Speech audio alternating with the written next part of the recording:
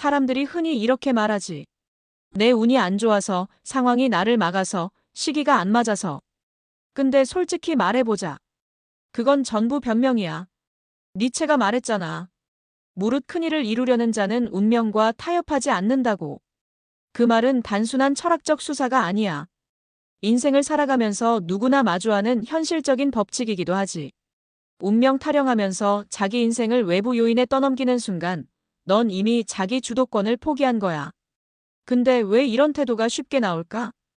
인간은 원래 실패의 책임을 자기 탓으로 돌리는 걸 회피하려는 본능이 있어. 그게 바로 심리적 방어 기제야. 무언가가 잘못됐을 때 내가 게을러서 안 된 거야라고 인정하면 고통스럽거든. 그래서 세상이 날 막았어라고 포장하는 거야. 그렇게 하면 당장은 마음이 편해져. 근데 문제는 그 순간부터 스스로를 속이게 되고 문제 해결 능력은 완전히 마비된다는 거야. 이건 독약 같은 사고방식이지. 스스로 움직이지 못하게 가둬버리는 사슬이 돼버려. 운명이라는 건 사실 그냥 조건이야. 내가 선택할 수 없었던 출발선. 태어난 환경, 부모의 배경, 경제적 상황, 사회구조, 운. 맞아. 그건 내가 고를 수 없었어. 하지만 중요한 건 조건은 누구에게나 있다는 거야. 어떤 이는 부유한 집에서 태어나고 어떤 이는 가난한 동네에서 시작하지. 그건 내 잘못도 아니고 내 공로도 아니야. 단지 주어진 카드일 뿐이지. 그런데 똑같이 불리한 출발선을 가졌음에도 불구하고 끝내 뭔가를 이룬 사람들이 있잖아. 그 사람들의 공통점이 뭘까? 조건과 타협하지 않았다는 거야. 이게 내 현실이니까 여기까지라고 멈추지 않고 오히려 이게 내 현실이니까 더 파고들어야 한다라고 결심한 사람들이지. 결국 그 차이가 미래를 갈라놓는 거야. 사람이 운명 탓을 하게 되는 건 단순히 게으르기 때문만은 아니야.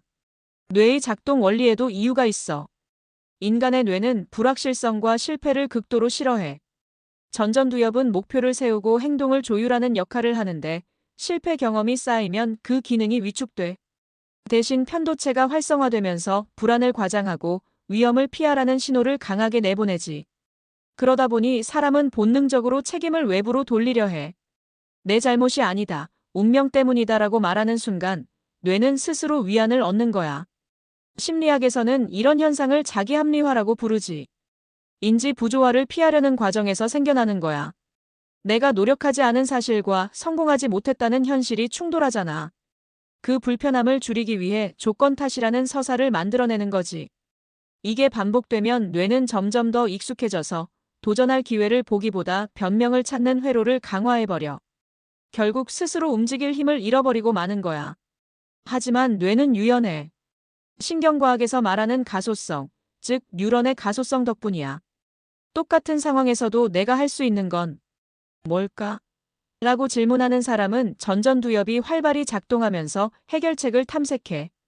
그렇게 작은 행동이라도 반복하면 뇌의 연결망이 강화돼서 문제를 회피하는 대신 해결하는 쪽으로 습관이 자리 잡아.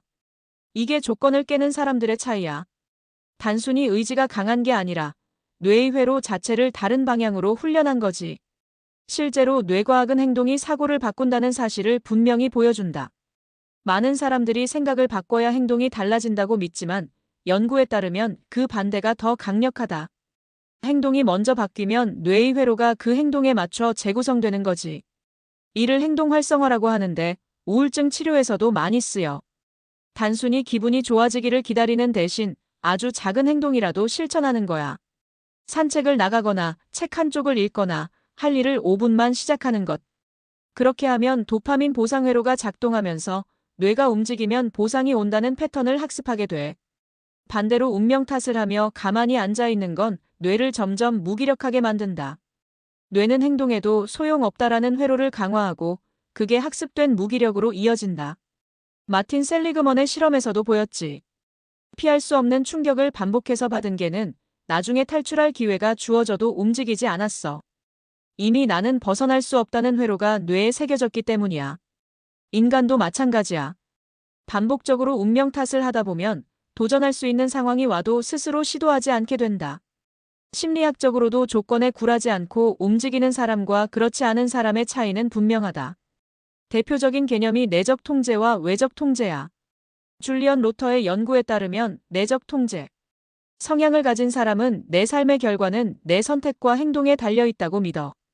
반면 외적 통제 성향의 사람은 결과는 운, 타인, 환경 같은 외부 요인에 달려 있다고 생각하지. 전자의 경우 실패가 와도 내가 더 준비해야겠다는 반응으로 이어지는데 후자는 어쩔 수 없어라며 손을 놓아버린다. 이 차이는 장기적으로 엄청난 결과 격차를 만든다. 여기에 뇌과학적 요소를 더해보자. 내적 통제 성향을 가진 사람은 도파민 시스템을 효율적으로 활용한다. 작은 성취를 이뤘을 때 뇌에서 도파민이 분비되고 그게 다시 행동을 강화하는 보상으로 작용하는 거야.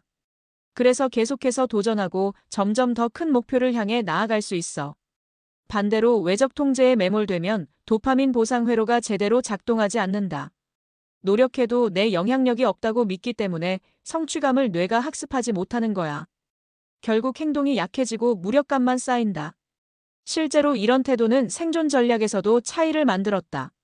진화심리학적으로 인간은 불리한 조건 속에서도 끝까지 방법을 찾으려는 개체가 살아남았어. 기후가 바뀌고 자원이 부족해도 운명이 나를 막는다라고 멈춘 존재는 도태됐지.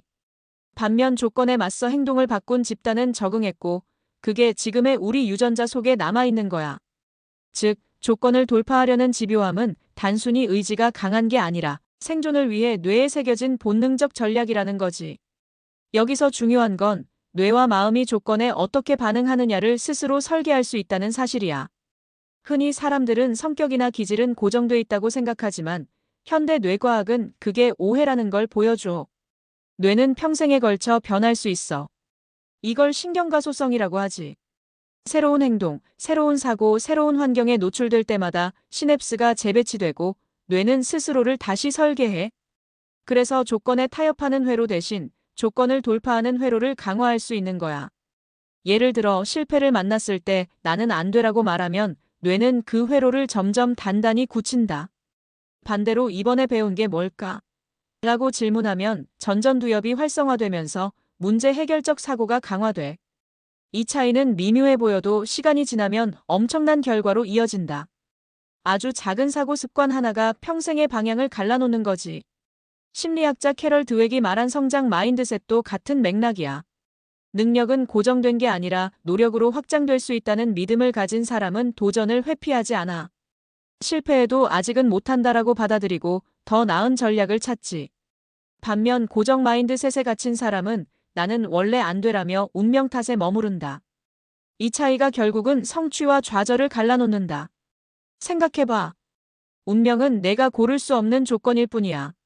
하지만 뇌가 어떤 회로를 강화할지는 내가 고를 수 있어. 조건은 외부가 주지만 반응은 내부가 결정한다. 큰일을 이루는 사람은 뇌와 마음을 스스로 단련해서 불리한 조건을 오히려 성장의 재료로 써버린다. 돈이 없으면 아이디어를 더 깊게 다듬고 기회가 없으면 기회가 올 때를 대비해 준비하고 실패가 찾아오면 배움의 장으로 바꾼다. 그렇게 조건을 비틀어 자기 쪽으로 유리하게 만든다. 결론은 단순해. 운명은 변명거리가 될 수 없다.